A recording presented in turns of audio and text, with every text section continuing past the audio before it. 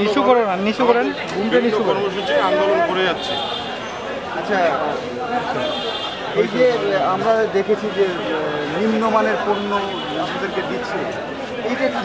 আমার এখানে আমি শুরু একটা কথা বলতে চাই যে আমরা যে আন্দোলনটা করতেছি এটা আমাদের শুধু ব্যক্তি স্বার্থ নাই। আমাদের এখানে আমরা 14 কোটি বাংলাদেশের 14 কোটি মানুষকে আমরা বিদ্যুৎ সেবা দিয়ে থাকি।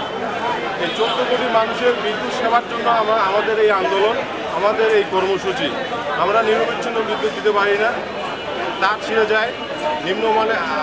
শুরুতে বলতে চাই যে বিআরইবির কাজটা কি। বিআরইবির কাজটা হলো নিম্নমানের মালামাল ক্রয় করে দুর্নীতি করে এই নিম্নমানের মালামালগুলো মিটার হতে শুরু করে ইনসুলেটর তার এগুলো আমাদেরকে সরবরাহ করতেছে।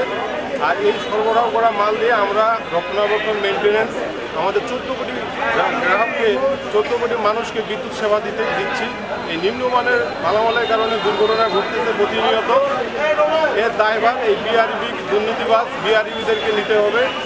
আর এইসবের এই দুর্নীতির প্রতিবাদে এবং 14 কোটি মানুষের স্বার্থে আমাদের এই আন্দোলন, আমাদের এই কর্মসূচি এবং আমাদের বিজয় সুনিশ্চিত না হওয়া পর্যন্ত, এই দুর্নীতিবাজদেরকে বয়কট না করা পর্যন্ত আমরা আমাদের আন্দোলন চলতি কর্মসূচি চালিয়ে যাবো ইনশাআল্লাহ। আপনার পরিচয়?